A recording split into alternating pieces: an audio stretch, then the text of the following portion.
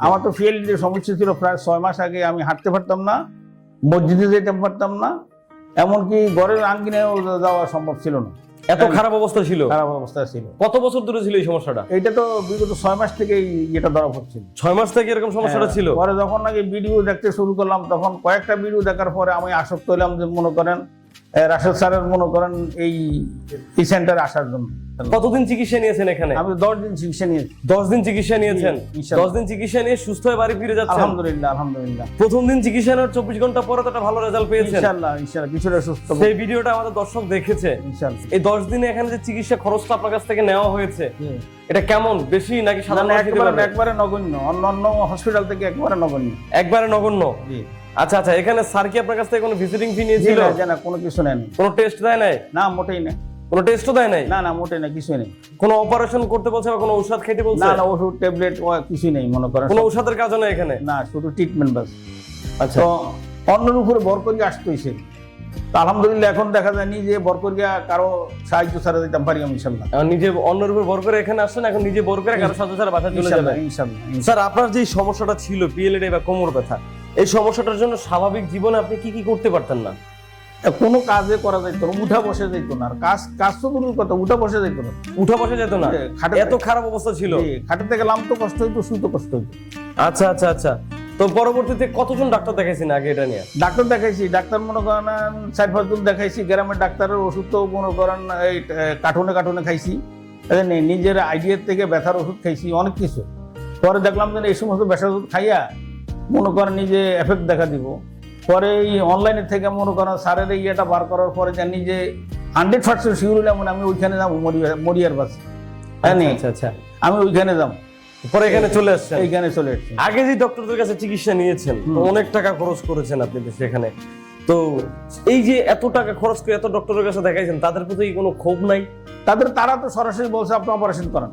একদম অপারেশন কথা বলে দিয়েছে? 3 লাখ 2.5 লাখ 3 লাখ টাকা লাগবে না, অপারেশন করেন, ভালো হয়ে যাবেন। ইমিডিয়েটলি করেন, নাইলে ফুঙ্গু হয়ে যাবেন, এক সাইড যাবো গিয়া। মানে এইভাবে ভয় দেখাইছে আপনাকে? বলছি না।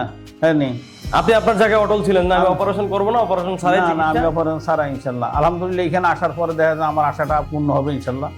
তো আশাটা ইনশাআল্লাহর মধ্যে পূর্ণ হয়েছে? ইনশাল্লাহ, ইনশাল্লাহ। আজকে চলে যাবেন নাকি কালকে চলে যাবেন? আগামী চলে যাবো ইনশাল্লাহ। আগামী কালকে চলে যাবেন।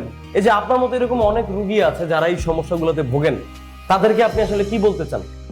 আমি এই সমস্ত রোগীদের উদ্দেশ্যে বলবো, বিভ্রান্ত না হইয়া আপনারা স্বল্প ব্যয়ে উন্নত চিকিৎসা মনে করেন সেবামূলক চিকিৎসা পাইতে হইলে যারা স্যারে আছেন এবং স্যারের সহকর্মী আছেন, সবাই আন্তরিকতার সাথে সেবা করেন।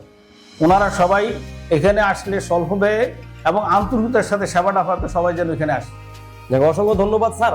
এখন হচ্ছে যে সকলের স্বার্থে একটু আপনার পরিচয়টা যদি একটু বলতেন আমাদের। আমার বাড়ি চাঁদপুরে, কচুয়া থানা।